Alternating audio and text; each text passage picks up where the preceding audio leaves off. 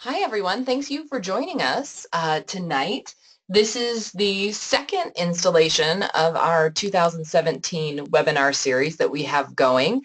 This one's about buying in Mexico. And we're going to be doing this webinar tonight. We're going to be actually repeating this one throughout the year. So if you ever want to join us live and get in on questions and any updated information, I'll certainly update this should any of this information change throughout the year. You're welcome to register and join us for another evening when we're doing this session. And I'll be providing you some more information on that toward the end of our webinar. But thank you for joining us. And I hope that you find this to be extremely helpful.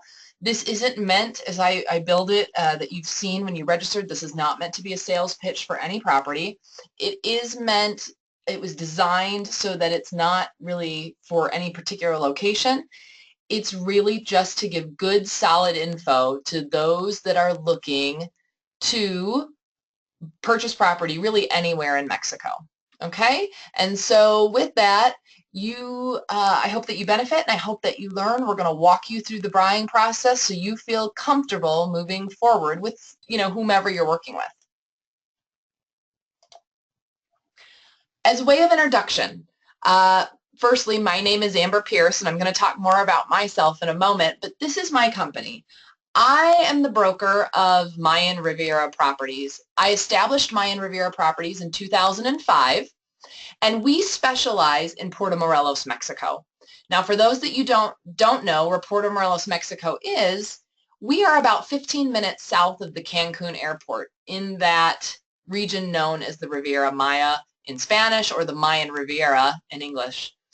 We do several things at the office. We do real estate sales. We manage vacation rentals and private homes that don't rent, so we do property management. We administrate those vacation rentals and host those guests. And we also do condominium association management. I mention that because, really for two reasons. One, I think that when you look for a real estate agency that offers all of those services, it really makes for great agents because those agents, are not only familiar with the sales end, but they also know the back end. They know, what maintains well in a house. They know what rents well in a vacation rental. And they can really help you highlight some of those things and talk to you about, the rentability of a property, the average weeks that you can expect, the average amounts you can expect. And so I really think that, certainly I'm not going to say there aren't excellent agents that just sell, but I think that in particular, agencies that offer that spectrum of, before and after sales services really have great agents because they understand fully the process. The other thing that, because we're going to talk about real estate agencies tonight, so I think this is helpful too. The other plus of finding a real estate agency that does all three is that, I can speak personally. I obviously would love to sell a home to a client, but then I would also love to sign them up for property management and vacation rental services if they need it, one or the other or both. And so it is not in my interest to stick them with a house that they're not happy with or, not disclose something that I'm aware of, because at the end of the day, I want to earn their business long term. And that incentive is there for us, whereby if you're working with an agency that just does sales, once the sale is finalized, you don't really have much to do with them anymore. And so I just wanted to bring that out because I know that, everybody in this webinar is going to be looking for real estate agencies. And that's really something I think is helpful and something for you to consider. I am federally certified by Conocer. You see that there. Conocer is a federal agency that does certifications in various professions and programs. I am federally certified to sell real estate in Mexico. I'm also federally certified to sell real estate in Mexico's tourist zones. Okay? I'm a member of A.M.P.I, and we're going to talk a little bit more about that in a moment, but that's the icon on the left. A.M.P.I is the National Association of Realtors in Mexico. The center icon indicates that I'm a profesional inmobiliario certificado. That means that I am a certified agent, professional agent, certified by Conocer. And on the right, I'm also an international member of NAR, N-A-R, National Association of Realtors in the U.S. So that's the U.S. Realtors Association, and I'm an international member of that organization as well. This is me. If we haven't met, hello. My name's Amber Pearce. I'm originally from Michigan, and I'm a graduate of Michigan State University. I have two boys, unbelievably, for those that you know my boys. Easton is turning 9 in May. Caden, I'm now the mother of a teenager. He was 13 in October, so that's not real to me. I've been visiting Puerto Morelos since 1998. I've been living full-time in Puerto Morelos since 2004, and I'm the broker of Mayan Riviera Properties. I introduce myself, and I'm going to introduce Laura here in just a moment, because I want you to understand that, you know, we've lived in Mexico. We've made the same leap you're thinking about. I've owned homes in Mexico. I've put kids in school. I've been in the hospital, you know, to have those kids. We've had broken arms. We've done passports and, you know, birthing registrations and Mexican citizenship for one of my sons that were born down there and is a dual citizen. Just, you know, bought cars and sold houses, all these valid personal experiences. And so feel free to lean on us as a resource. We understand what it's like if you're a foreigner moving down to Mexico. This is Laura. I wanted to quickly introduce her. She's the sales agent in our office. So if you end up connecting with our office directly, it's likely that at some point you're going to speak with Laura. She's originally from Texas. She's been living in Mexico since 1996. And she's been selling real estate in our area, the coast of the Riviera Maya, for over 20 years. Now, I've known Laura for a long time. She was one of the first realtors that I met when I moved to Mexico and joined A.M.P.I. And I've worked with her as a colleague for years. Our local chapter, you know, Puerto Morelos is pretty small, so I joined the Playa del Carmen chapter, which is the town just south of us. So I associate with that chapter.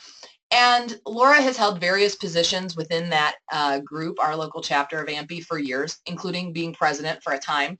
And she has been a great colleague to work with. And quite recently, in December, she came to join our office and sell. And I'm thrilled to have her. It's not often that you find someone with so much experience selling in Mexico. And we're excited to have her. Between the two of us, we have over 30 years of experience selling in Mexico. And we've often, someone was talking about this with me recently that, you know, I'm not sure that there are another 2 agents on the coast that have that kind of experience behind them. I want to ask you if you saw our last webinar. I know from some of the emails of people that are on tonight, there are some people that did. I want to make you aware that it's there because I think that if you didn't, it's worth watching, especially if you're interested in buying in Mexico.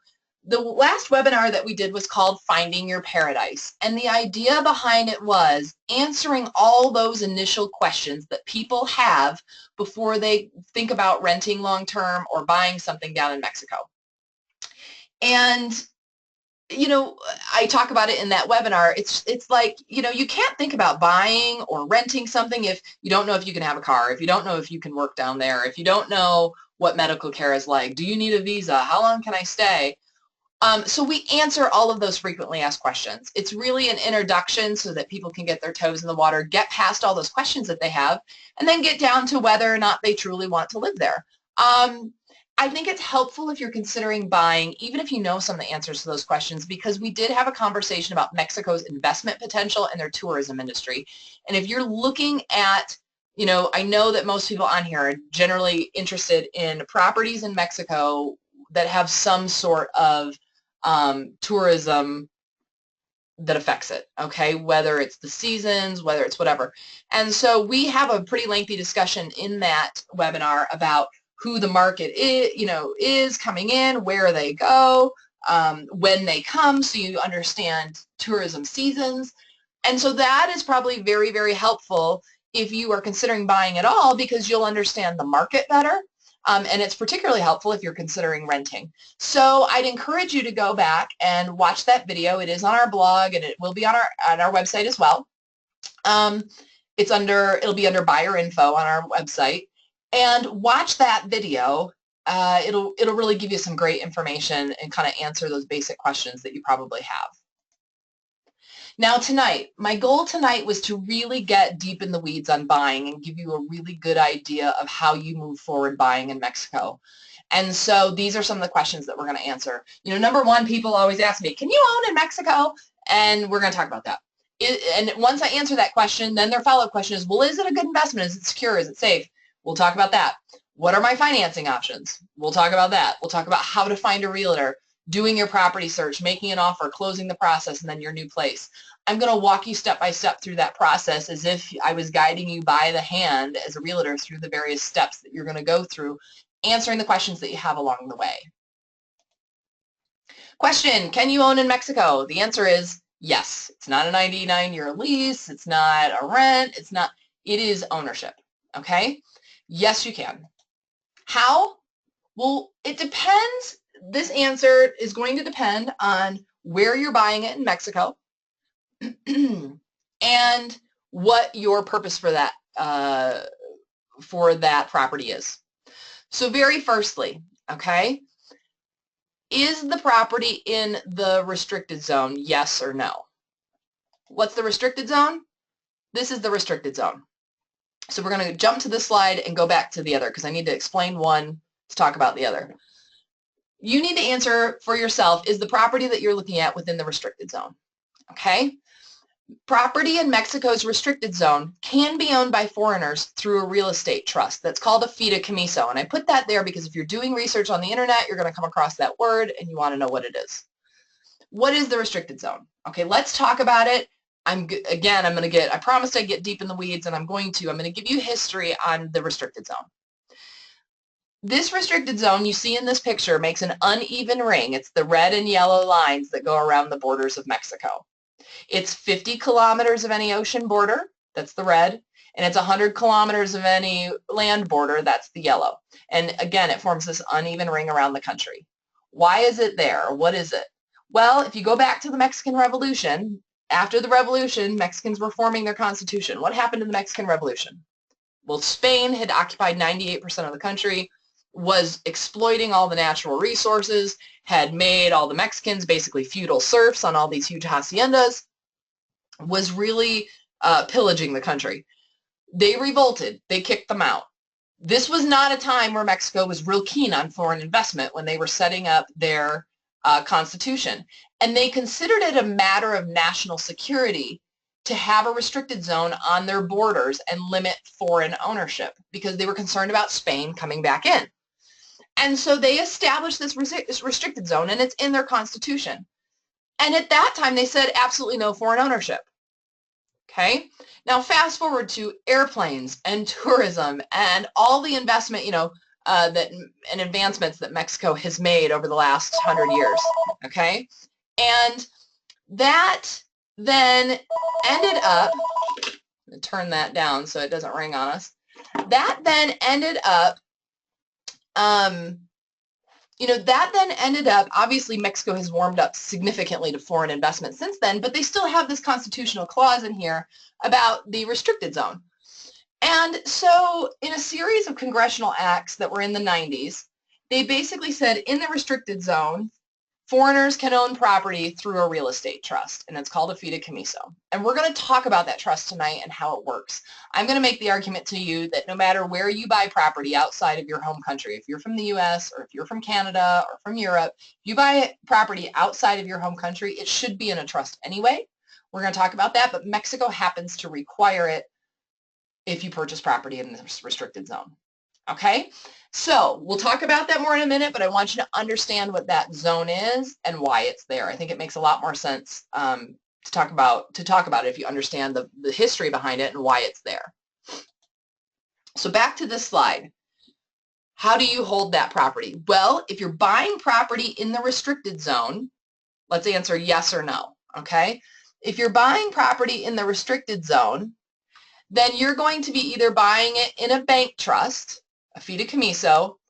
If it's residential, that's how you're going to own it. So if you're buying a condo or a home and it is in the restricted zone, you're going to be owning it via a bank trust.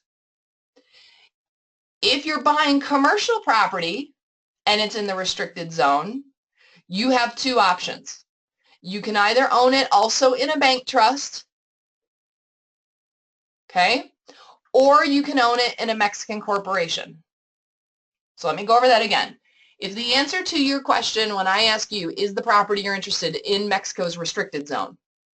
And the answer is yes, you're going to own it one of two ways, the bank trust or the Mexican corporation. If it's a residential property, a home or a condominium, then you will definitely be putting it into a bank trust. If it's a commercial property, then you can decide whether the corporation puts it into a trust, holds title in trust, or they just hold it fee simple deed through your Mexican corporation. Okay? If your property is not in the restricted zone, residential or commercial, you can own it in fee simple deed. Okay? That being said, there are still foreigners that purchase outside of the restricted zone and choose to put it in a type of bank trust for inheritance reasons. Okay? And we're going to talk about that. We're going to talk about it when we get to fideicomisos. But the moral of the story is, unless you're concerned about commercial property, and I think probably a minority of you are, the short answer is, if you're in the restricted zone, you're going to own it in a bank trust. If you own it outside the restricted zone, you have a choice. You can either own it in fee simple deed or set up a trust. Okay? If you're interested in commercial properties, we'll talk about, it's kind of outside the scope of tonight, but you know, an attorney and accountant can go through with you the advantages of putting it in a trust versus a corporation. Okay?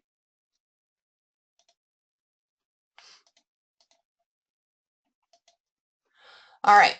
So what is a fideicomiso? Okay? We've talked about this. What's a fideicomiso? A fideicomiso is this bank trust. Again, required if you're purchasing residential property in the restricted zone. Optional if you're purchasing property outside of a restricted zone. There are various types of trusts, okay? And there is a specific trust that is permitted for foreigners to hold property within the restricted zone. I say that to help you understand that this is not a loophole, this is not a workaround. The government created specific trusts for foreigners to hold properties within the restricted zone. And I don't want to make this sound complicated because it's not. We're all familiar with trusts, okay? In the States and in Canada, we have family trusts where estates, you know, put properties in a trust, and the estate is the trust, the holder, and there are beneficiaries, okay? It's exactly the same in Mexico.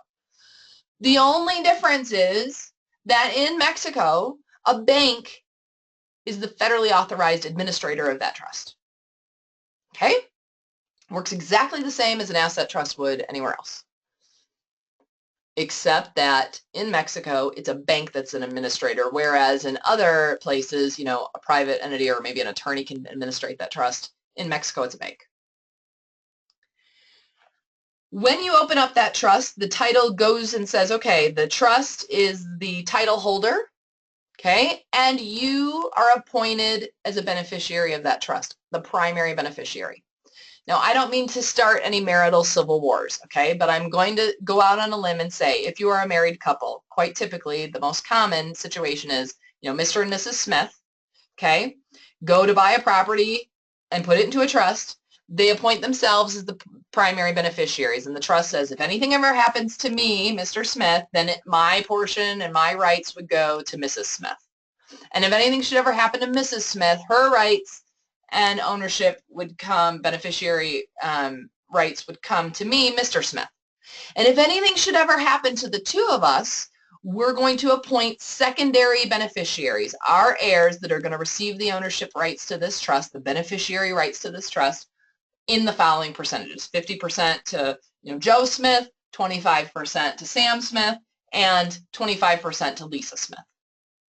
Okay? You can appoint yourselves or a U.S. LLC to be the primary beneficiary of that trust. Okay? You're allowed to appoint persons, or you're also allowed to appoint LLCs.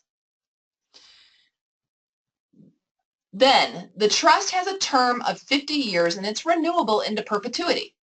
So every 50 years, the bank comes to you and says, do you want to renew your trust?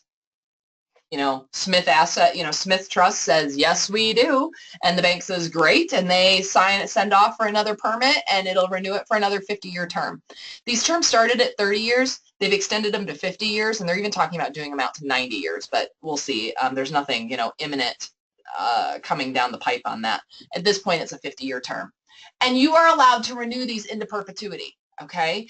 And the only way you can ever have that trust revoked is the same way you can have ownership rights revoked in as private title holders, okay? It goes into, foreclosure because you never pay the property taxes. You're convicted of federal crimes and your properties are seized. That's really the only way. Eminent domain, the same as everyone else. You're subject to those things just like you would as if you were a fee simple fee simple deed holder. But you are, the bank can't come to you and go, no, the government can't say, no, we don't feel like renewing that trust. Okay, it's guaranteed renewable into perpetuity with those few exceptions that apply to any title holder anywhere in the world. If you own outside of the restricted zone, or you're a Mexican corporation that chose not to put it into a trust, you can own the property with a fee simple deed. A fee simple deed is the deed that we all know where you just go down, you buy it, and it's recorded at the public registry. It's not in the trust envelope, okay? This is available to all Mexican nationals, so this is how Mexicans purchase their own property in their country, although some choose to put it in trust, just like, there are U.S. and Canadian citizens that choose to set up family trusts and put it in there, okay? But the typical way is to purchase it that way, and foreigners that buy, again, outside of the restricted zone. If you're looking to purchase property outside the restricted zone, okay, you do not have to put it in a trust, but you may still want to do that because in that trust, it designates your heirs. And, if you are a U.S. citizen or a Canadian citizen, the Mexican government, any other government outside of your home country, really doesn't have an obligation to honor your will that you established there, okay? So you either have to get with a Mexican attorney and really plan out estate planning so that your property doesn't end up in Mexican probate, or you need to put it into a trust that says if anything should happen to me, it goes to the following people. A trust kind of puts a legally recognized envelope with legally recognized instructions in that country around your property. Okay? Now, it will be a trust. It won't be the trust with the specific permit for foreigners owning within the restricted zone because you're not in that zone. But there are other types of trusts, just property trusts, and that might be how you want to own it. Okay, and if you want to evaluate that, talk with a Mexican attorney in regards to estate planning and figure out whether you want to set up the wills and really understand the process of if I die, what happens to me? How does this will executed? Understand that versus, the upfront and continuing costs involved with paying an administrative trust fee. Okay, but you have those options. If you're owning a corporation, okay. I'm going to put this out here because this myth on the internet still pervades to some extent. It was all over for a while. A lot of it's gone, but some people still ask me. The law is very specific. Residential properties, homes and condos within the restricted zone are not to be held in a corporation. Okay? So if you're thinking about, you, Mr. and Mrs. Smith, are thinking about buying a home or a condo in the restricted zone for yourselves, that is not appropriate to be put in a Mexican corporation or to be purchased by a Mexican corporation, okay, to be titled with that corporation being the title holder. It's not legal, okay, to do it. The law is pretty specific, and it's not helpful at all. The reason you would open up a Mexican corporation, have that corporation take title, is ideal if you're buying multiple investment and properties that you're going to be flipping and selling and having lots of deductions and activity within that business. Or you're buying a commercial property, a big rental complex, and you're going to be collecting rents and doing maintenance and all of these types of things. Or you're buying a restaurant, or you're buying some sort of commercial business. Okay, great. then open a Mexican corporation. You have a business with expenses and incomes. Go ahead and do it. Why isn't it ideal? Because if you don't have all that activity, it still obligates you to pay commercial taxes and fulfill the legal obligations of a corporation, and it's a lot of work. I'm a business owner in Mexico, and I will tell you, we file taxes every month. So imagine you have your house, no activity going on, and you're going to have to pay an accountant to file every month on your behalf and an annual summary on your behalf every year. And you're going to have to get your electronic digital signatures and all of the requirements, all of the hoops that they require out of companies, licenses, etc., garbage payments on behalf of the company, even if you don't have an office. I mean, there's lots of requirements. You do not want to do this unless you have a legitimate company. The other thing is that, and we'll talk about this, and if you're interested in this, we're going to be doing a webinar on selling in Mexico. You have the opportunity for some tax benefits if it's your personal residence. And you can't have it as a personal residence if it's not in your name or in the trust name. If it's owned by Smith's Enterprises, Mexico, you don't get that tax benefit either. So you're going to pay through the nose for all of these services that you're not using and can't really use as deductions because you don't have any income to deduct it against. And you end up not getting any potential tax benefits at the end. So I will tell you that it's out there because people thought, ooh, we don't want to put it into a trust, so do it in a corporation, then you don't have to worry about it. But the problem is one, it's not, the law is pretty specific, it's not intended for that. And two, it's not to your benefit or your sanity to do that if you don't have actual business activity. I'm going to say a quick note about a Hito, okay? I'm hoping that by the end of today, you understand the value of working with professionals that are not going to lead you down this road. But the internet and internet searches will probably lead you to, depending on what area of Mexico you're looking in, may lead you to a Hito property. Let me just start out by saying, if you see the word Hito, skip and move on, because foreigners may not own or have rights to a Hito property.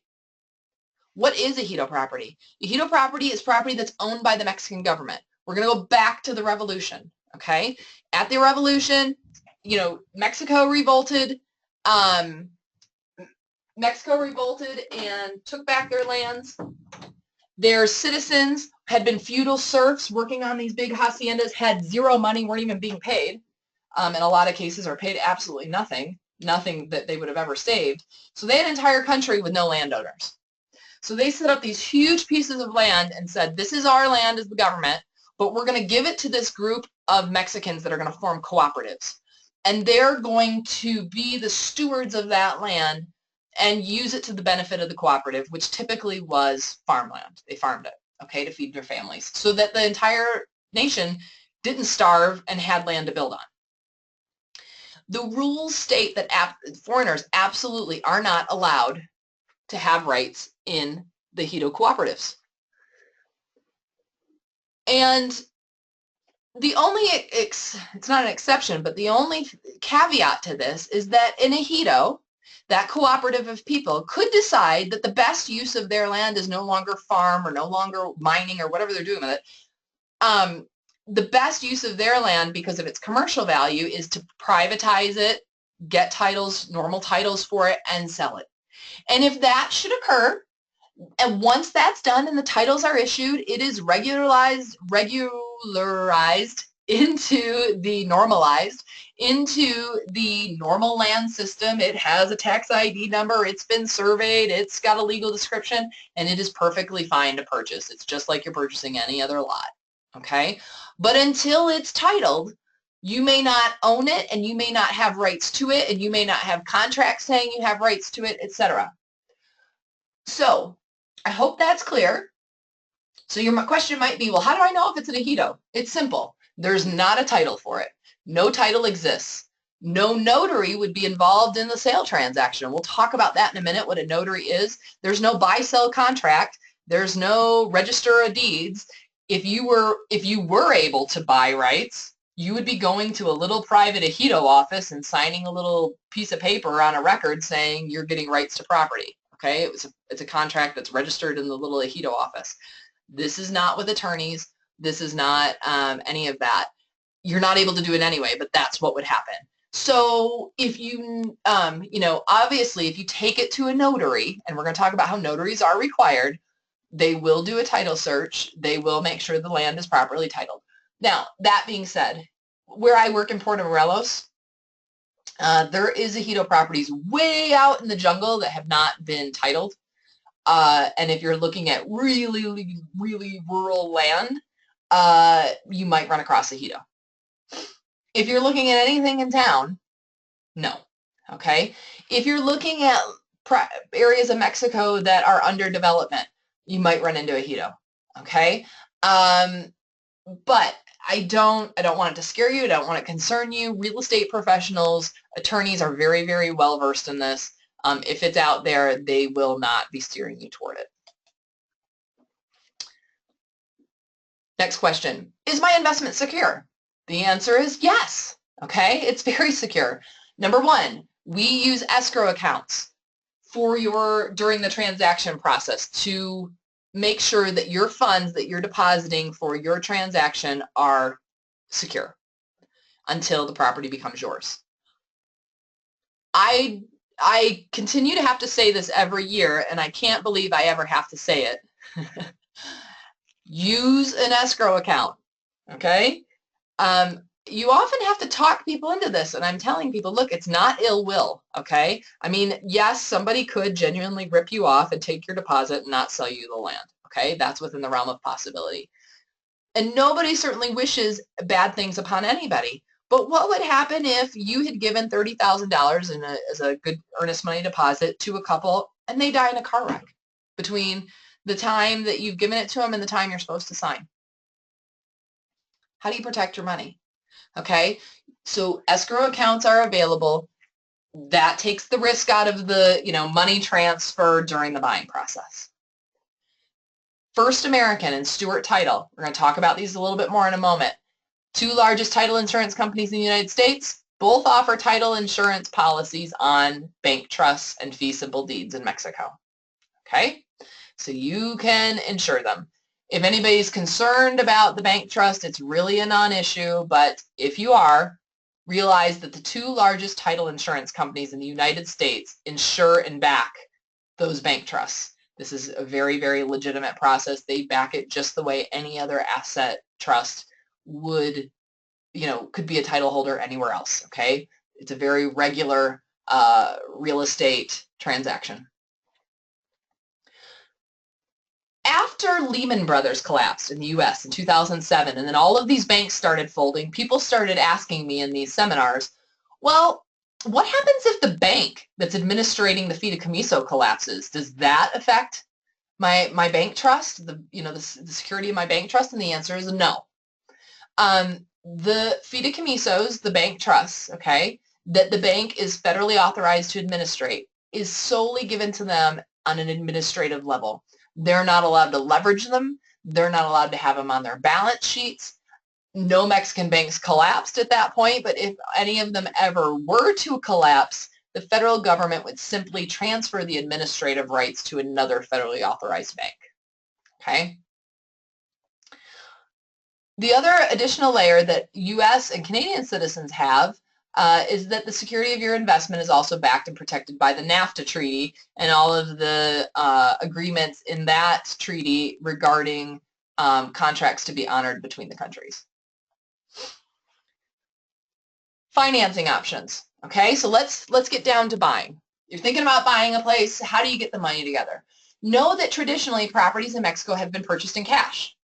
Okay, there are a few exceptions. Owner financing, that's basically like a land contract. I will tell you that most owners, because they're such a pain to adjudicate in Mexico, are not willing to do it, so it's not likely you're going to find owner financing. Developer financing. This is where you're going to be buying and paying a developer during maybe a pre-sale process. We're going to talk about this more, but that might be a way that you could make some payments on a property versus having to come up with it in full. We'll talk about pre-sales more in a bit. Private lending groups. These kind of come and go, but there are groups of private lenders that get together and offer money for you to buy property in Mexico. Most of them require a 50% down payment, and then the other 50% they will, front, and then you pay them interest. Most of these are shorter term options. We're talking about, 2 to 5 years, maybe 10 years. And the same in the States or Canada, those mortgage rates that you see at hovering around 3%, those are for primary homes. When you start talking about secondary homes, second homes, third homes, those homes don't have the same, necessarily the same mortgage rate attached to them. So they're always going to be a little higher anyway. But in Mexico, you're going to see interest rates on those of anywhere 8, 9, 10, 11, 12. I've seen them as high as 16%. Okay? So you're not getting the prime rate mortgage loan that you would be getting on a primary home in the States or Canada or Europe. So how do people get their money together to buy in Mexico? Well, they gather their ducks back in their home country. Okay? You can't go into a Mexican bank and get a mortgage as a foreigner. So what are your financing options? Well, you go back and you look at what you have at home to leverage as collateral. And I say at home because the U.S., Canadian, European banks are not going to let you use the Mexican property for the collateral on the loan. Because the reality is if it ever went sideways, it's way too hard for them to deal trying to collect a property in another country. Okay? Now, they will let you take a home equity loan or credit lines, or U.S. citizens can use self-directed IRA funds to purchase properties. But you're going to have to come up with the cash on your own in your own home country. Now, when you're thinking in your head sort of preliminary about buying and you're trying to develop a budget, okay, you go back, you get to your ducks together and say, Mr. and Mrs. Smith can get together $150,000.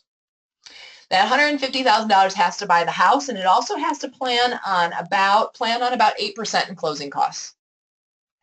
The reality is on higher priced homes, we're talking about $1 million plus homes, those fixed fees kind of fall off and the percentages take over, and it's a little bit lower. It's around 6%, 7%. If you're looking at, smaller properties under $100,000, it's a little bit on the higher side because those fixed fees become a bigger portion of the amounts due. So it really ranges between 6 and 10%, but plan on properties in about 8%.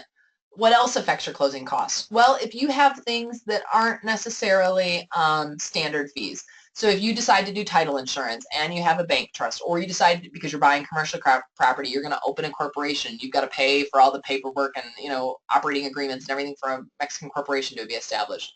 Are you going to use a private attorney? If you keep adding all of these accessory people and items to the list, then that obviously affects your closing costs because those aren't free, okay? So plan on about 8%. 8% should cover you if you're buying an average home anywhere between $200,000 and $800,000, and you're putting it into a bank trust. Okay, that's a pretty safe bet. If you're looking at homes under about $200,000, you need to start looking at maybe a titch higher. Okay, 9 or 10%. Plan on the transactions taking between 30 and 90 days to close. This is on your end for your money, okay? So if it's going to take you a little bit to get your hands on that money when it's ready to close, plan on once you've got a agreed offer, that closing can take place anywhere from 30 to 90 days from that date, unless you set up some other situation where you have a delayed closing. Okay, so now these are things that you want to start thinking about in your initial phases of buying, okay? We've talked about it. What's your budget? Okay, that is so helpful from the start. Why? Because I have all too often seen people that come down in Mexico, have absolutely fallen in love with something, are sure they can get together $500,000. We go show them some great properties that they fall in love with, and they are heartbroken when they go to their bank and find out that in reality they're at more like $275,000. And now we go look at properties at $275,000, and clearly a property at $275,000 is not the same, doesn't have that ocean view or isn't as big as a $500,000 property, and they are heartbroken and disappointed. I can't encourage you enough to really hone in your budget so that, one, it's an efficient use of your time. I mean, you're flying to a foreign country and investing in your time and your agent's time to go look at properties, let's look at stuff that's feasible for you, and we will find you great options within every budget, okay? But knowing your budget is incredibly helpful for you, okay? Talk about size. Now, as an agent, I would love to sell everyone a 10-bedroom home on the water, okay? But that being said, you may not need that much space. And I never want to burst anybody's bubble, but sometimes you'll have couples, Mr. and Mrs. Smith, come down and say, oh, we need a 5-bedroom house because we have 4 kids and we want to make sure that all the kids have a bedroom when they come. And I don't want to burst Mr. and Mrs. Smith's bubble. And I sincerely hope that they have a family with married kids that can coordinate 8 spouses' work schedules and children's school schedules and everything else to get everybody in that house on a very regular basis, okay? But we all know how unlikely that is in reality. And on the off chance that they can, then you're in a town with other vacation rentals. You're in condo complexes with other owners that would probably swap you time so their family could come down. You would be better off, and it's much less expensive to rent out something than it is to buy all that space. Now, if budget is not a concern and you want 4 bedrooms because your family might come down, go for it, okay? But if budget is a concern, and then at some level it's always a concern to everybody, then don't sacrifice things that you would really like to have because you might be considering more space than you need, okay? So really evaluate that. I'm not telling you how much space you need, but I want you to really think about it and think how practical it is, and are you making sacrifices that might otherwise, you might be able to put that money into, making sure it has a pool or making sure it's closer to the ocean or whatever. So really consider that. Consider, is oceanfront a must? If you have to be oceanfront or ocean view and that is a must-have, fine, okay? That is a premium, and you will have a smaller space for the same price than ones that don't. Some people go, you know what? It would be great, but a block away is fine. And they make that concession and they get more for their bang for their buck of a block off the ocean. I'm not telling you, there are no right or wrong answers to these questions, okay? But I'm just putting it out there for you to really start considering and making some real considerations toward these, because these are going to affect the properties that you ultimately end up seeing and liking. Are you a condo person or a private house person? Everybody's got a different personality type. There's no right or wrong answer again, but you're probably one or the other. Do you want something right in the thick of things in town, or would you rather be a little more quiet and out of town? Let's talk about the last one. Is rental income a factor? If you're planning to winter in a property in Mexico, then odds are you're not going to have significant rental income because it is a lower season in Mexico during summer months and fall and spring, with the exception of summers are a little bit stronger in places that have huge European markets. And we've talked about that in a prior webinar. But really, if you're planning to winter on it, rental income isn't really going to be a factor for you. Okay, it's like having a ski condo. All right, it's got a rental season. It's December through April, Christmas through Easter. If it is a factor, okay, then are you in a market that has, year-round rental income? If you're not and it's more winter, then is that competing with the time you want to be in it? Some people say, oh, but I want to come down in the winter. And really we need to rent in the winter, so maybe they start looking at a duplex or something with a separate rental unit to it, okay? Start thinking about rental income as a factor. The other thing is, and we're going to talk about this, you don't get 52 weeks a year in rentals. High season is basically 16 to 20 weeks. So we're not talking about massive amounts of rental income anyway. It's kind of icing on the cake. And so my best suggestion to you is, people say, well, in this town, does it rent better here? Well, that's a valid consideration, okay, if you're in a hot spot for rentals. But the other thing is, realize you're not looking at renting year-round anyway. And if you hate being right downtown, there's going to be a market for the rental weeks that are available if you're out of town, okay? You might miss out on a few weeks of rentals because, it's not as hot as the other, but you're also not spending your time in Mexico in your unpreferred location. Remember, this is going to be a vacation for you too, okay? So really think about, is rental income a factor? And if it is, how important of a factor? I can tell you from experience that my best suggestion is buy a place that you personally love. Maybe you're planning for retirement that you would personally love to retire in, and then rent it when it's available. How do you select a real estate agent? Okay, so you've kind of wrapped your head around what you want and how much money you have together for this purchase. Now you probably need to go knocking on some doors of some real estate agents to help you. Okay, I can't encourage you enough to use a real estate agent and use a qualified real estate agent. So let's talk about that. I mentioned in my introduction, I'm a big fan of finding a real estate agency that offers sales and management services after that for two reasons. One, because the agents are much more familiar with the back end of this to be better advisors for you on, ooh, you know, you're buying this house on the ocean front. Look at all the wrought iron. It's gorgeous. Do you know this has to get painted every 6 months? That's a lot of maintenance. Not saying it's not worth buying because this house is beautiful, but maybe you want something a little lower maintenance. Or, you know, I know rental income is really important for you and this location is way too remote. It's not going to rent. Again, if this is where you want to be, great, but you're telling me you really want to get some rental income out of this, let's go look at a different neighborhood. That's helpful. The other thing, again, is helpful that, you know, they're trying to earn your business long term, and I think that's really valid because they're going to make sure that you're happy with what you've bought and you're happy with their services. I think the rule of thumb, if there were a checklist, put on the top, are they a member of A.M.P.I? For me, that's sort of a litmus test. If you're not a member of A.M.P.I, A.M.P.I is the National Association of Realtors in Mexico. It is the association that, you know, we are peer reviewed in A.M.P.I. We adhere to a code of ethics, and if we don't, that peer review comes in. We get continuing education. You know, Mexico is a developing country and economy, and things change and tax laws change, and we stay abreast of that so we can accurately inform our clients.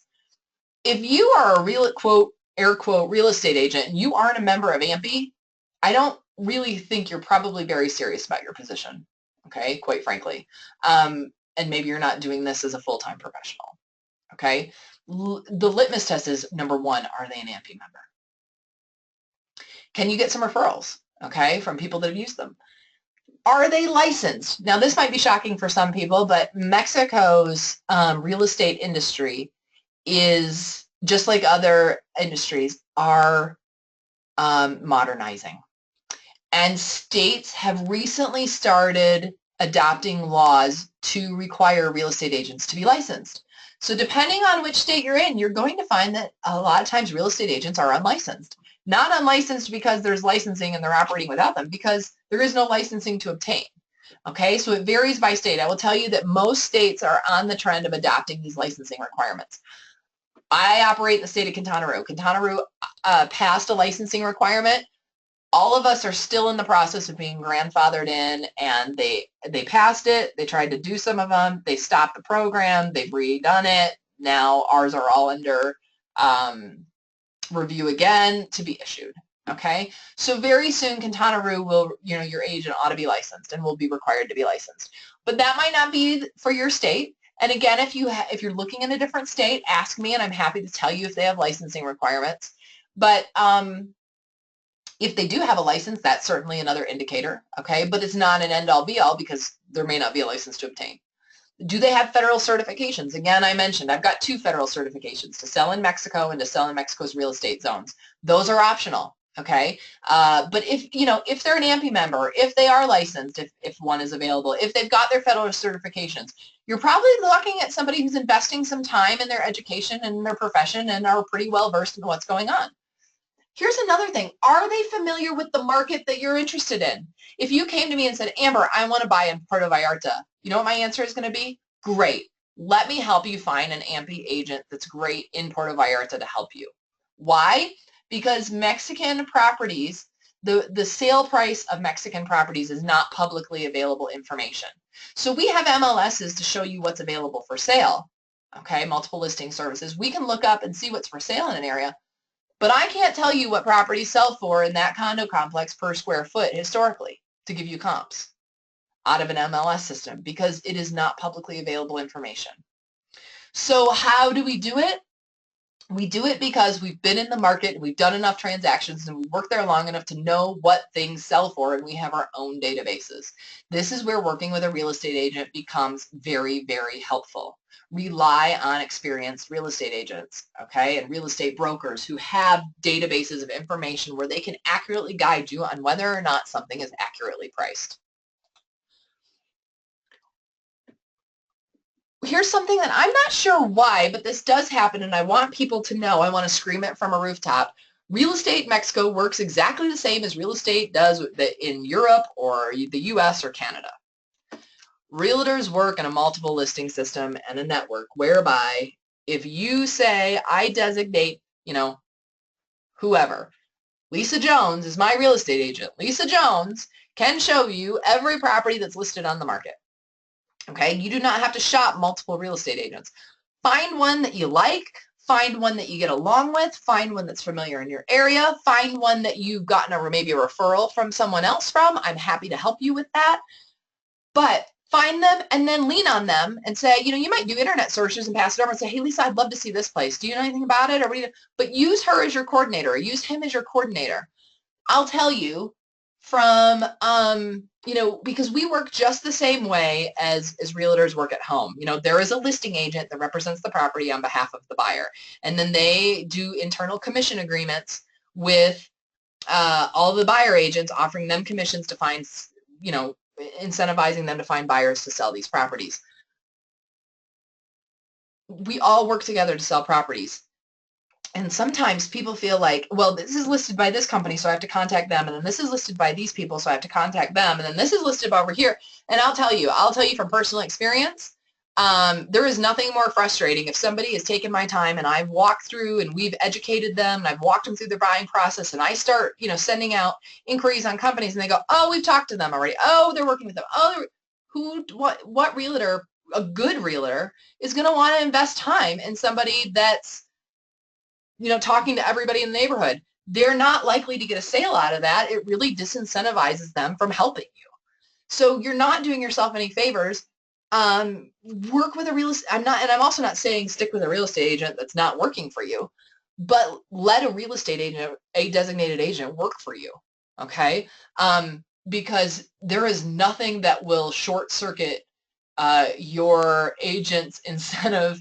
And, I speak from experience on this, right? Like, how hard am I going to work for somebody that's talked to every agent on the coast and has set up showings forever, right? Like, why would I go out and really try to find them properties if I'm assuming that they've already talked to everybody? So you're not doing yourself any favors, okay? Find a real estate agent that's professional, work with them, help them maybe, if you want to look online and find properties, great. Do that. Let them do the legwork on it. Let them set up showings, but find a designated agent.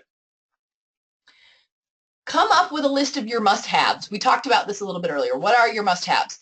Going back to that webinar we did previously, the Find Your Paradise, I told you what I fell in love with about Puerto Morelos and things that I thought you might want to consider if you're looking at different, and use that list as considerations for properties in whatever destination you're thinking about. What is your must-have list of places, and what is your must-have list in a property? And really, this is where communication with a buyer agent is so important, okay? Discuss that with your buyer agent and say, look, it must be here, it must have this, and it'd be great if it had that. Here's our budget. And your buyer agent is going to say, great, I've got 3, or maybe we have to, we can do this and this, but maybe we have to compromise on this to stay in the budget, okay? Have that discussion up front so you can get a realistic assessment of, whether your must-haves align with your budget. And then it becomes, do I adjust one or the other, or do I look in a new location, okay? Property sales, I've talked about this, are not public information. Therefore, your realtor needs to have an intimate knowledge of the area to help guide you on pricing. All right? Just like at home, buyer agents have commission agreements with the listing agents of agencies with properties listed on the market. It doesn't cost you to use their services. Find one that you like, find one that's been referred, and get planning to see properties. That's the fun part, right? When you want to see properties, property showings, especially if you're down in Mexico during rental season, from Christmas through Easter is generally the high season in most locations. Understand that these properties are being rented, so plan enough time to see them. All properties, if they allow you to see them while they're being rented, need 24-hour notice, okay? And we kind of have to tiptoe around renters. We try to say, you know what, we'd really like to show this property. They say, oh, we're going to be out for dinner between 3 and 4. Okay, let's set that one up for then. So you might be seeing things at different times during the day. Some properties, because of their rental contracts, are not allowed to be shown at all while it's being occupied, and so we have to schedule showings on their changeover days. So, one's checking out at 10, the other one's checking in at 4, and we've got 4 hours to go in and see that property. Meanwhile, it's being flipped over and prepared for those guests. Okay?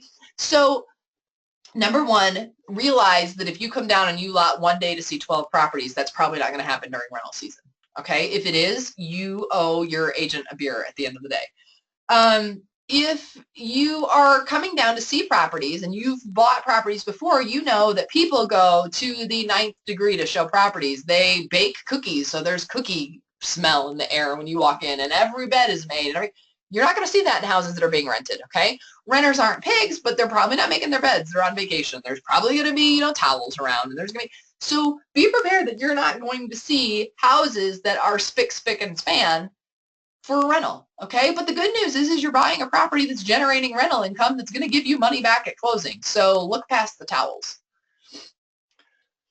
If you buy, and that's kind of a note, if you buy a home and they've booked rental income in, the rental income that is beyond the sale date becomes yours to administrate and collect. So it's like money back at closing, okay? So love the towels in the floor is the moral of that story.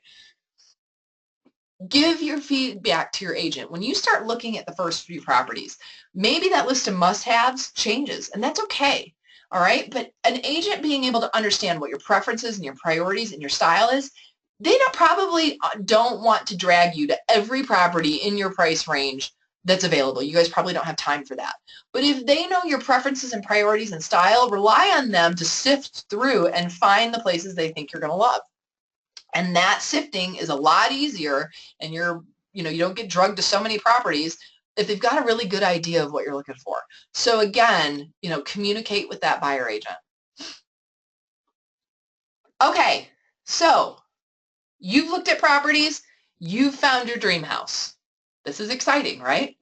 What do you do first?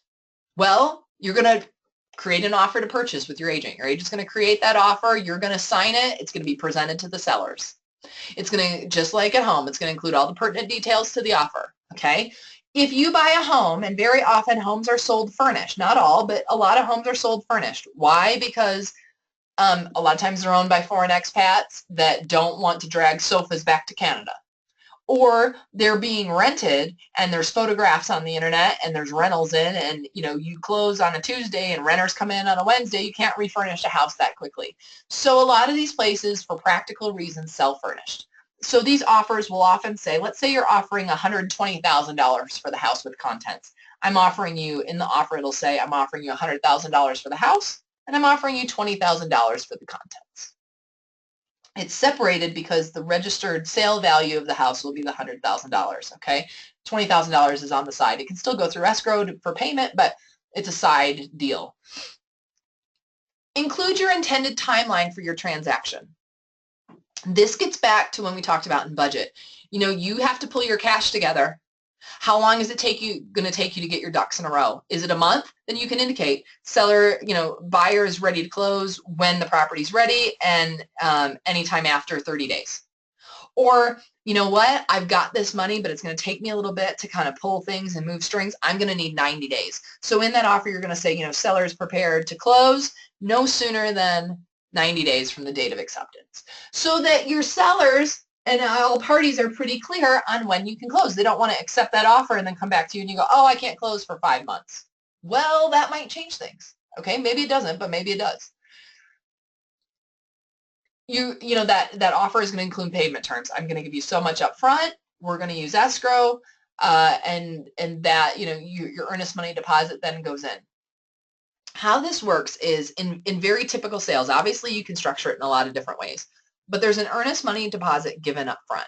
That deposit goes into escrow, and those buyers basically are committing to buy that house, provided that the deed is free and clear of any liens and can be transferred, okay? And in exchange, the owner is taking that property off the market, okay? And no other offers will be accepted, so that way that deal can close. In that situation, okay, that earnest money deposit becomes non-refundable. And that would go to the owner in the event that the buyers change their mind. So if you've put down, if you've committed to someone to buy their house and they take it off the market and now they've missed 2 months of high season, which basically means that they're going to be sitting with this house for a while, then they're going to require that that money be non-refundable as compensation for missing that market time.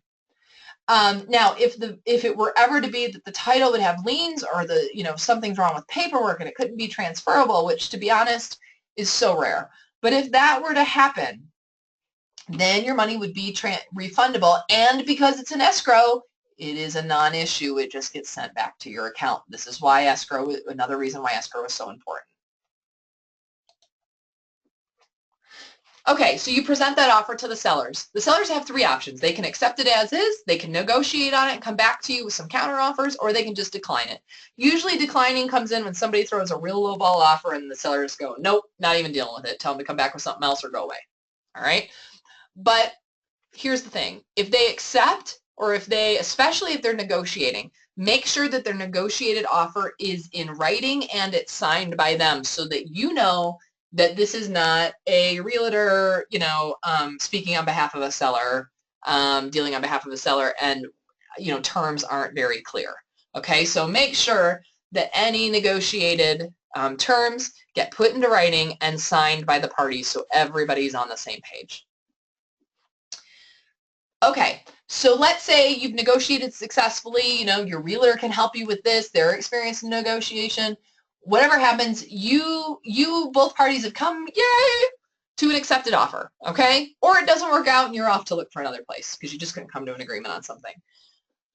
Let's assume for this example, because we want to keep walking through this process, that your offer is accepted, okay? What happens next? Next, there's the selection of the notary and the closing services. Now, traditionally, buyers choose the notary, but oftentimes, because the notary does the capital gains quote, and that can vary from notary to notary, sellers will say, we'll reserve the right to allow you to choose, provided that the capital gains quote is in line with what they've already been expecting. And if not, then the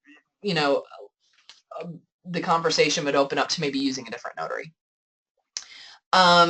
But anyhow, the notary is selected, closing service is selected, and at that point, parties are provided the price quote for closing, okay? So you go to Notary X and say, we want to close this house, using our example, at $100,000. $20,000 are also being paid for contents. The house is at $100,000. He provides a price quote for that. The $100,000 is translated into the pesos at the current exchange rate, and then the closing fees are assessed. Okay. So maybe you've asked the question in your head, well, what's a notary? Okay. U.S. citizens, clear your mind of what you know as a notary. Canadian citizens, depending on what province you're in, you're familiar with this concept. It's my understanding that some notaries are attorneys as well in Canada in some provinces. Europe, I have to say, I'm not familiar with what your notary system is like, so I can't say whether it's analogous, although I tend to think that at least in Spain it is, because I think this is a Spanish system.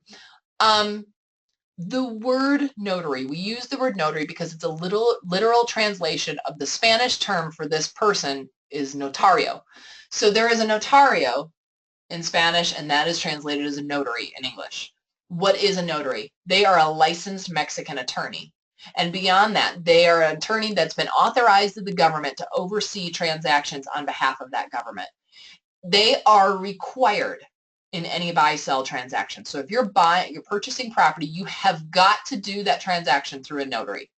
They are a neutral third party. They're not working for the seller. They're not working for the buyer. They are there to make sure that the purchase agreements meet legal requirements. They're there to do the title search and make sure the property is free and clear of any liens. They're there to pay the taxes and fees that are collected by the sellers and collected from the buyers to the different municipalities and governments and different, mailboxes. They get those payments made. And they also, and this is the only analogous job description that they have with what U.S. citizens know as a notary, they also make sure that people are who they say they are when they sign. So if Mrs. Smith comes to sign, they check their ID and make sure Mrs. Smith is Mrs. Smith when she signs. They ensure they cross all the I's and dot all the T's in a sales transaction, and they are required because the government makes sure that they get their money, and they're going to get their money through the notary. And ultimately, the notary is on the hook for ensuring that that job is done. So people often, you can go directly to a notary, okay? They have got to be in the transaction. I will tell you that we use closing services. We often use the closing services of Stewart Title. Stewart Title offers escrow services. They offer title insurance, which we'll talk about in a moment. And they also offer closing coordination. Here's the thing about Mexican notaries. Mexican notaries do not often, most of the time, do not speak English, okay? And they don't have services really set up for people, foreigners buying from abroad. And they are not quick as closing services are, and it can take months, okay? So I will tell you that it is well worth the convenience and the time to use a reliable closing service, and we use Stewart Title to do that. They take, there's a lot of moving parts in this. There is the notary. There is your bank that has to be coordinated, and either that property is in trust and that trust is being transferred to your name, or it's not in trust and a trust has to be open for the title to take title, or it's got to be canceled because one of the buyers can own it in a fee simple deed. Whatever, you've got to coordinate with the bank, you've got to coordinate with the notary, you've got to deal with the escrow. There's all these parties, and a coordinator needs to be in the middle. That becomes the closing service.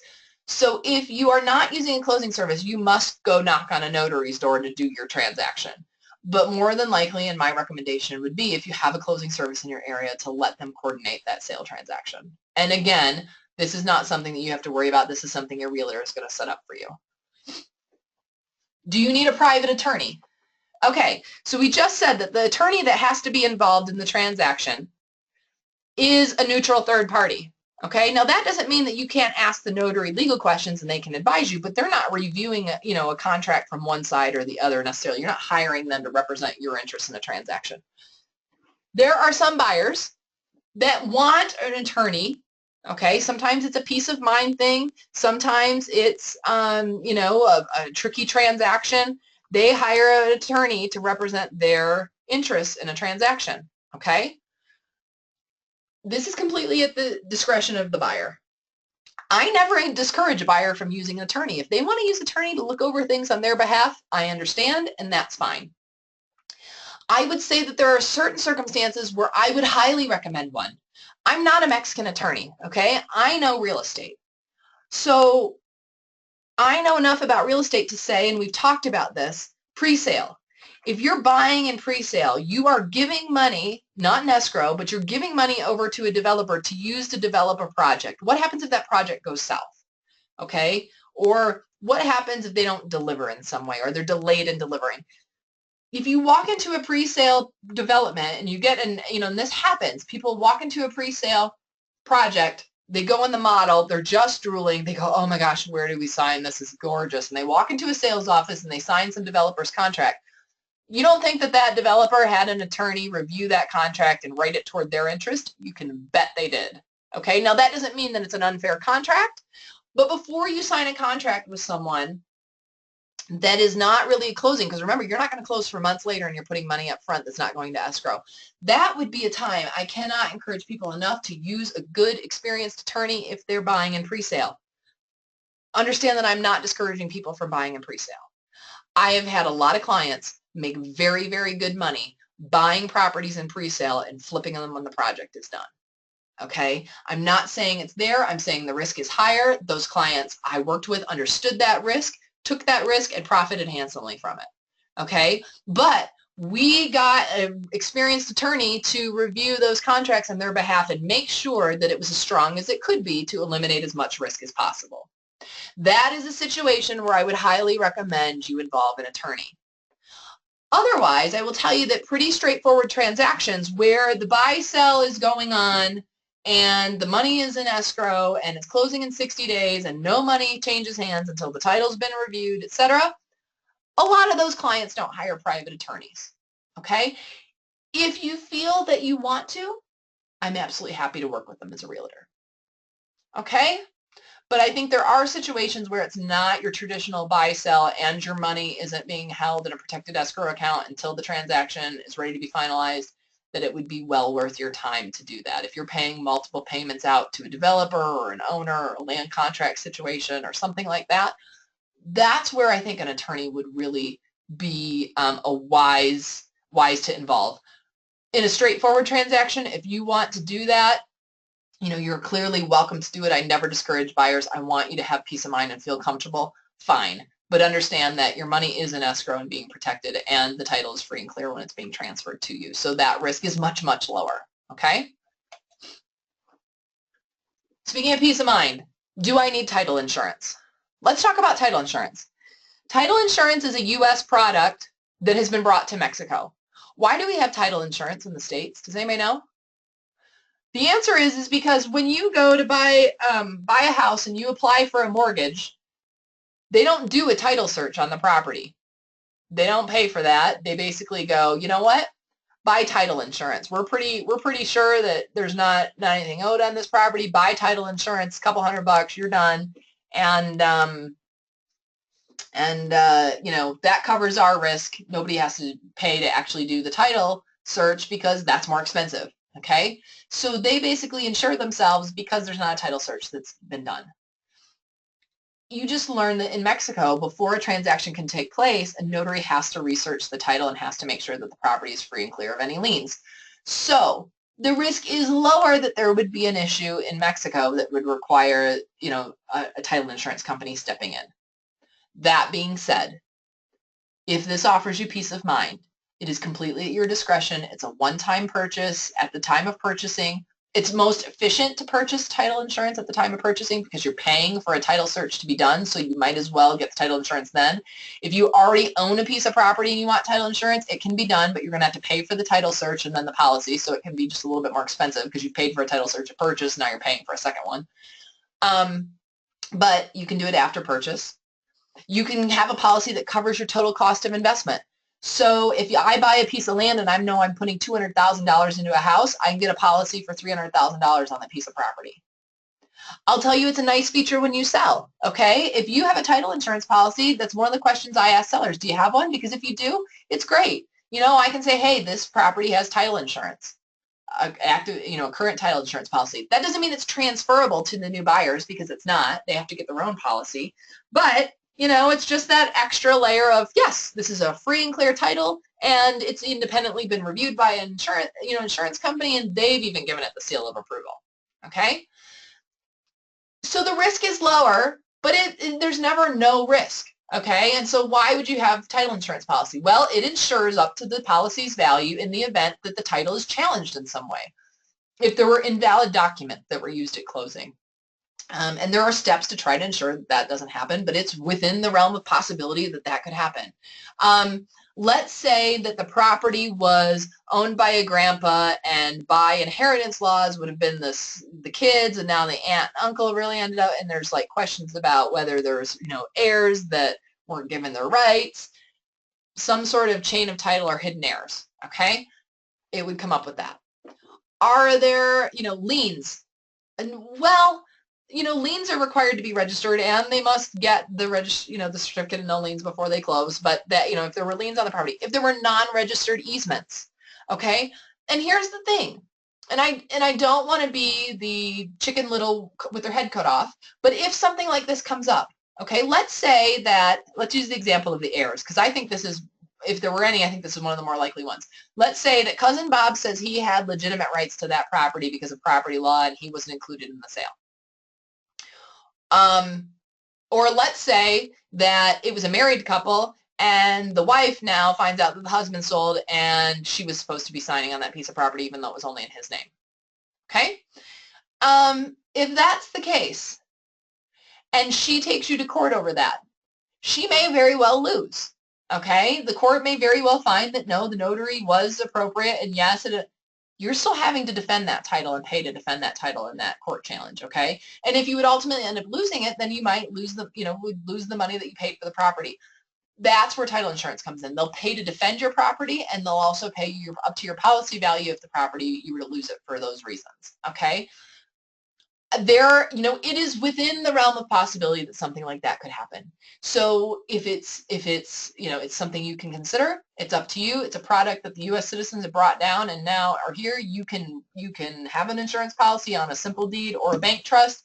It's available to you. Here's what I will tell you. We are having a breakout session from this workshop with Stewart Title. I'm making arrangements to have that webinar. We're going to get deeper in the weeds on this, and I'm looking forward to Yvonne Castillo really sharing with you why title insurance, the reasons why you would purchase title insurance. And so we're going to get deeper in the weeds on this, but I'm going to leave it at this, and then join us for the next webinar on this topic, the upcoming webinar. It's not the next one, but it will be upcoming soon to discuss title insurance, because I think it's a valid consideration. And it's, at your discretion, but I don't think it's necessarily an unwise thing to do.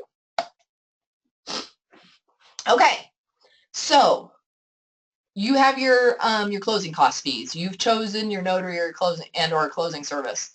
Now they're going to open an escrow account. The earnest money is going to go into that. Notaries and attorneys do not have trust accounts like they do in the States and Canada. You cannot give a notary or a private attorney money to hold. They're not authorized to do it.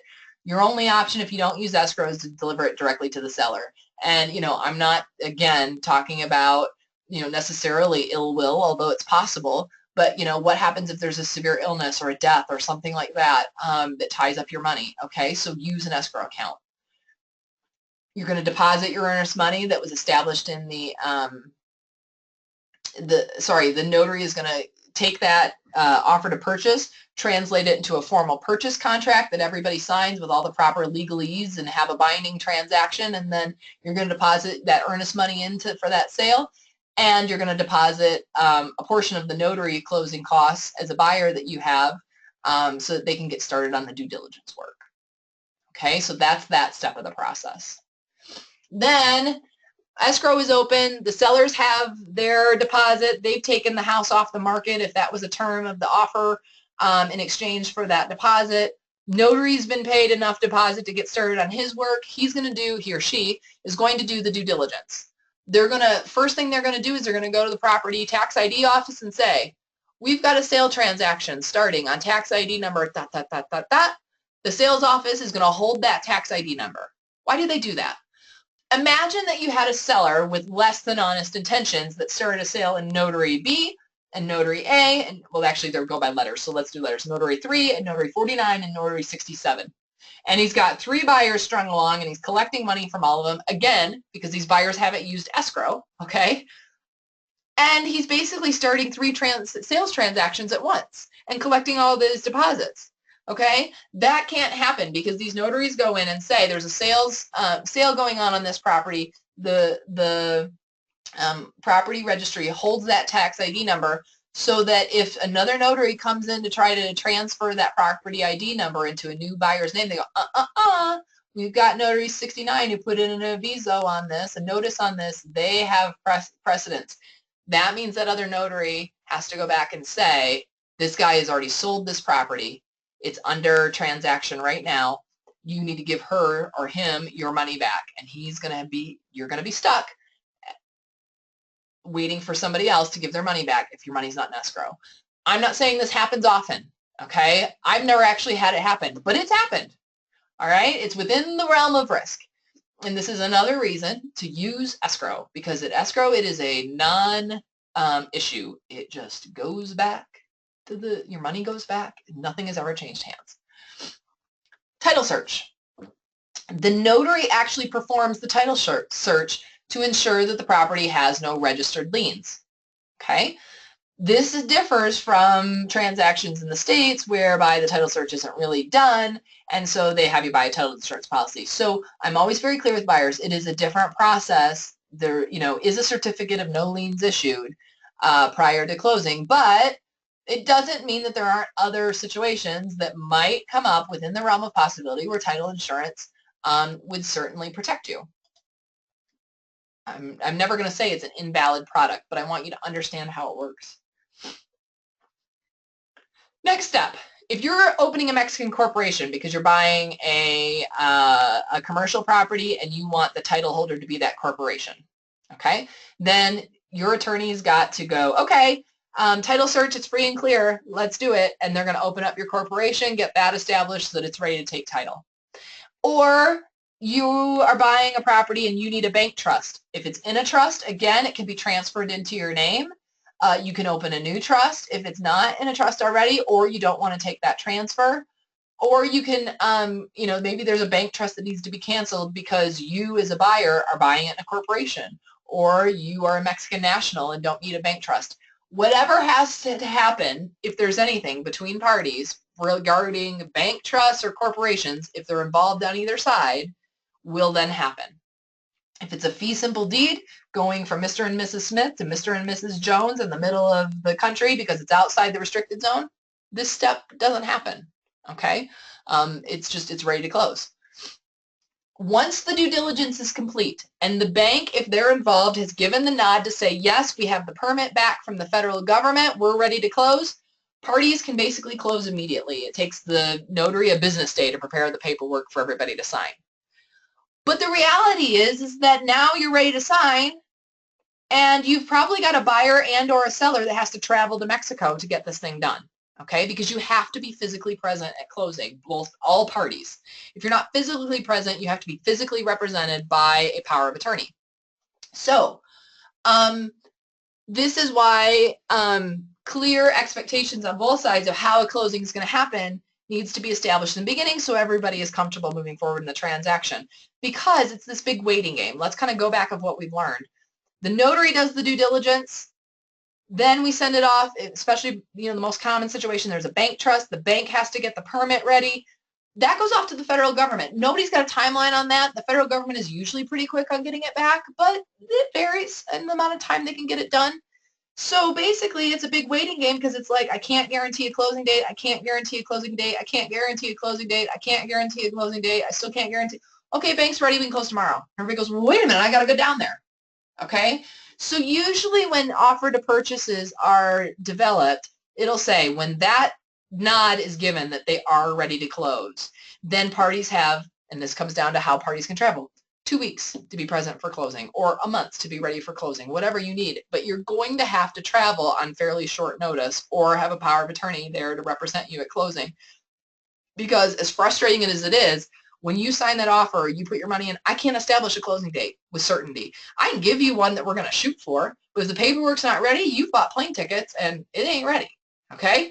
So so it is a bit frustrating in that process. I always explain it to people up front so that nobody's surprised by this, but I can't guarantee a closing date until the bank is ready, if a bank is involved, and then when the bank is ready, now I can close tomorrow. And it's like, well, you've been waiting 3 months, now you tell me, yep, and I can close tomorrow, but now I got to get down there, okay? So this is a reality.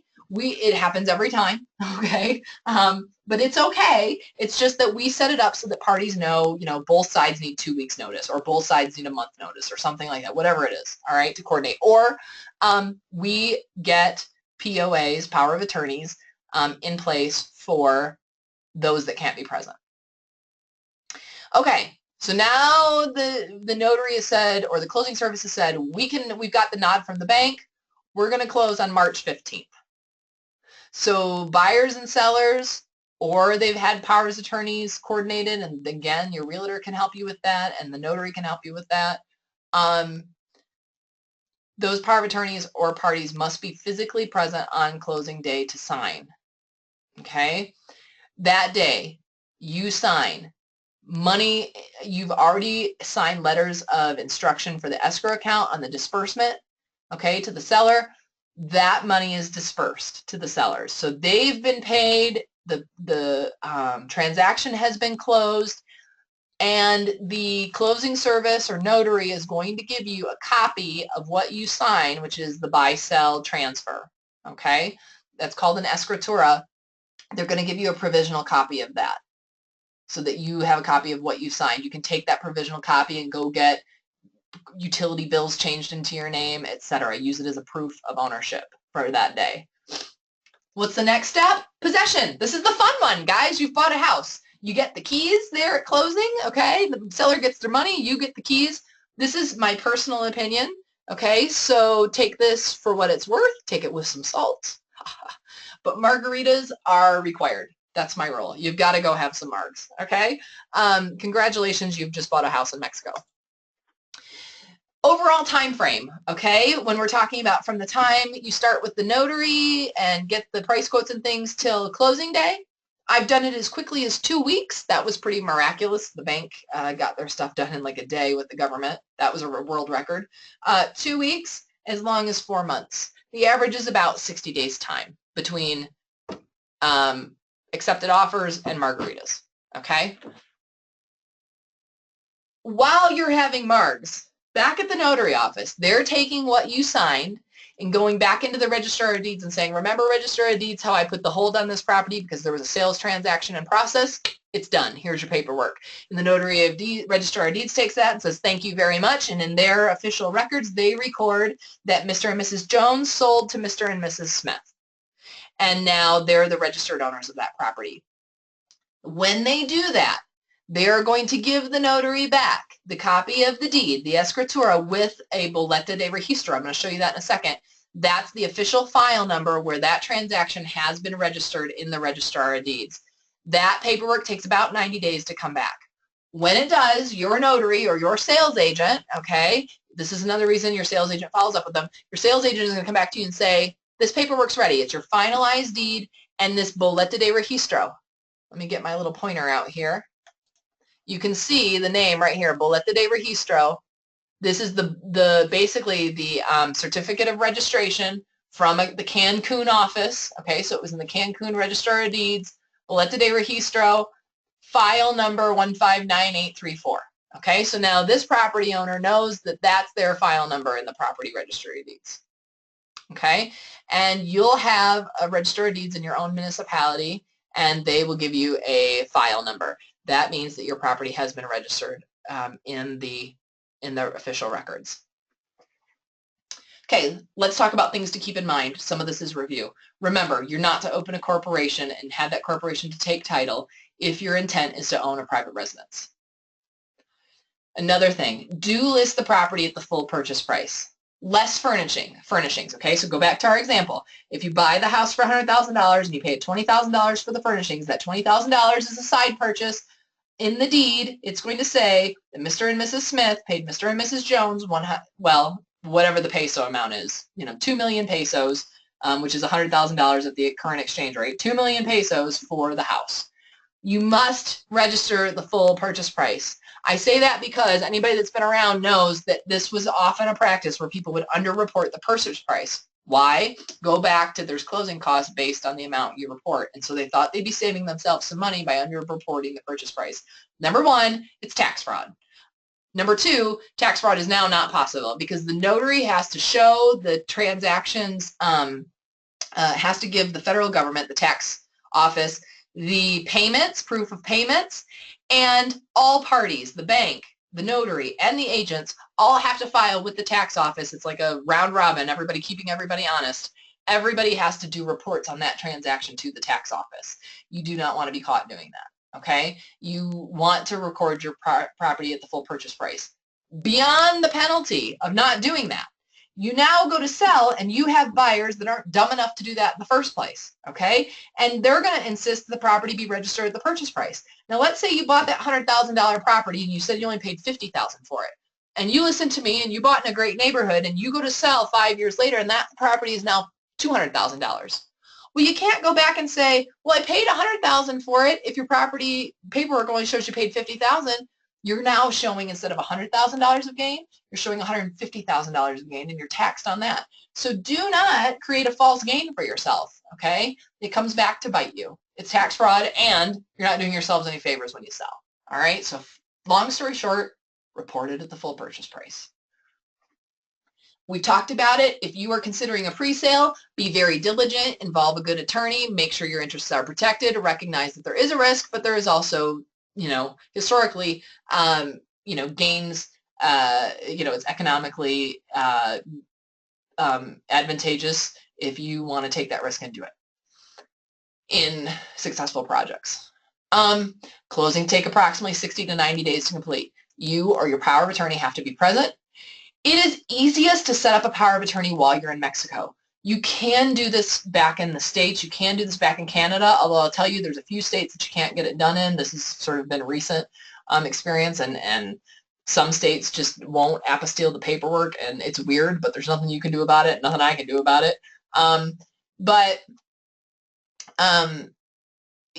For the vast majority, we've had no problems doing it. It is easier to set it up while you're in Mexico. So if you're down looking at properties and you can't get back for closing, set up the POA while you're there. It's just easier. You don't have to deal with you don't have to deal with the official office of the seal and getting things apostilled and translated and all those things. Okay, so it's easier it can be done, but it's easier to do while you're in Mexico. We do both all the time. But even if you set up a power of attorney, know that your original signature is still required on certain documents. The bank is not going to let your power of attorney sign on your behalf for your cancellation or your transfer of your trust. They want your signature on it. They want to make sure that you know and you are okay with that. They're going to require your official signature. The disbursement instructions for escrow, that's your money as a seller now going to the notaries and the real estate agents and you and all that. They don't want your power of attorney signing on behalf of that. They want you to be aware of where your money is going. They're going to require your signature. So there's a few things that you will still need to sign personally, even if you have a power of attorney present for the paperwork, and that you can FedEx, and some of it you can FedEx it back to Mexico during the closing process. Another thing to think about and keep in mind when you're looking at properties: HOA fees, homeowner association fees. If it's a condo or it's a house in a homeowners association where there's fees due, those fees are not easily comparable. Condo A might pay $200 a month and condo B might pay $350 a month. But you know what? Condo A, you still have to pay your water and your gas, where in B it's included.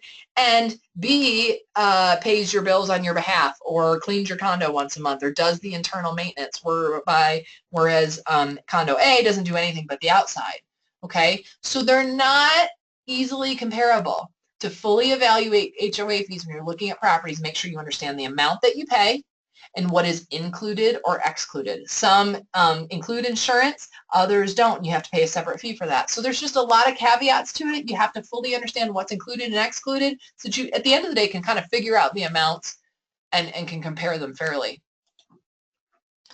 Okay, you own this place now. What's your cost of ownership? Well, if you have a bank fee, you've got a bank trust, then you're going to have an annual fee, and that's between $450 and $650 a year. It varies by the bank. When you contract with that bank, you set that fee. That fee, if it's $450 a year, will be $450 a year for the term of that trust. But all contracts allow the banks to raise it for the scheduled rate of inflation. Okay, so that 30 years from now, you're not still paying $450. It's gonna bump up with the scheduled rate of inflation. Okay. Your property tax. This is going to depend on what municipality you're in. In Puerto Morelos, undeveloped residential property, it's different for commercial property, it's different on lots, but undeveloped residential property in Puerto Morelos, we pay 0.28% of the tax value as a annual tax. There's a discount offered in most municipalities if you pay it early. So my 2017 property taxes, if I pay them in December of 2016, I got a 25% discount off of that amount. Okay, so most people take advantage of that. It's awfully low to begin with, and it's even better with the discount. There's a ZOFA match beach tax. That's a federal beach tax that you will pay if your property is directly in front of the ocean. If you have meters of beach that aligns itself along the federal beach property, per meter that you have, there will be an annual tax on that. You might have a homeowner's fees if you own a property with a homeowners association, property insurance, and utilities. Okay, basically the same things you'd be paying at home. Maybe not a beach tax, maybe not a bank trust fee, but all the rest of it is pretty standard. Okay, so first of all, I am happy to help, okay? Everybody knows that everybody in the office puts me in charge of the webinars because they know this is my wheelhouse. I love Mexico. I've enjoyed it so much. I love helping people do Mexico the right way and not and feel comfortable investing and feel comfortable moving forward. That is what I genuinely like to do. And so therefore, I do the webinars. I enjoy them. If you are interested in Puerto Vallarta or Mazatlan or wherever you're thinking about, and you're at the step of needing to find an agent and you want me to help you, I'm happy to help. I will reach out in my network of A.M.P.I. I will find a realtor in your area, and I would be happy to refer you to them, okay, and help you get that start. Clearly, if you are interested in Puerto Morelos, either to rent or to buy, I'm also happy to help you there, okay? That's our website. You're welcome to go on there and see our listings. Remember that our listings aren't all the listings in the area, but I'm happy to help arrange for you to see any of them. If you're thinking about wanting to keep tabs on the Puerto Morelos real estate market, or you'd like to kind of, I blog, I have this blog, portomorelosblog.com. You can subscribe over on the right side, the right margin. There's a subscribe there. You put your email in. It sends you an email to your box. You have to confirm it there. Once you've confirmed it, you'll get an inbox message with any of the posts I've made if I make one that day. I will tell you that I post important things. You will not get inundated with countless emails. I do post when new listings go on. I post when things sell, so people kind of keeping tabs on things like that blog. I post town news, but I also post national news and big tax changes and explanations of things. And so feel free, even if you're not necessarily interested in Puerto Morelos, there's still going to be content on there that might be helpful for you. You're welcome to subscribe. This is a series of webinars that we're doing in 2017. And I would invite you to join us. We have done Finding Your Paradise. That's those initial FAQs that people have. The video for that is being uploaded now and will be posted to the blog, so keep your eye out for that. Buying in Mexico, that's the one you're in. Selling in Mexico is coming up very soon. We are having a Mexican attorney go over the immigration visa process. That's going to be in April. We're going to have Yvonne Castillo from Stewart Title come in and talk to us about title insurance and the fideicomisos and probably escrow accounts. We're working on setting up 2 that are considerations for U.S. homeowners or owners that own in Mexico, and the same for Canadian owners that own in Mexico. What are the requirements, or are there any requirements to file in those home countries, because you own Mexican property? So we're going to talk about that. Opening Mexican corporations. I'm still mulling around some other ones. These are going to be going on throughout the year. I'm happy to keep you posted as dates get scheduled, but the ones that we have on tap now are selling in Mexico and the immigration visas, and those are coming up in just a few weeks. Again, go back to the blog. At the top, there's a menu bar. It says 2017 webinar series. Click there and you'll see the ones coming up. This is my plea to you. These webinars are free. I try to give people really, really good information that they can use. They're only helpful if people are actually able to use them. I would love for you to share feedback on your social media sites or invite your friends to these webinars. Please help me get out the word so that we can spread good information about Mexico through these webinars. If you've enjoyed it, that is the one thing I ask you to do, is go on and share that and give feedback so that people become aware of the series. It's a new series, and we're just starting them, so we want to get the word out and get people in. This particular webinar I do plan on offering again at different times during the year, and certainly they'd be welcome to join in on this one again. Here's my contact information: my email, my website, and my blog. You're welcome to contact me, and I would be happy to help you. Any questions that you have, certainly reach out to me. All right. Thank you so much. I really appreciate you attending, and I hope you all have a wonderful evening. And I hope that this has been helpful. I hope that you find your destination in Mexico that appeals to you most. And from there, you now, I think, have the tools to make some pretty great decisions. You guys have a great night.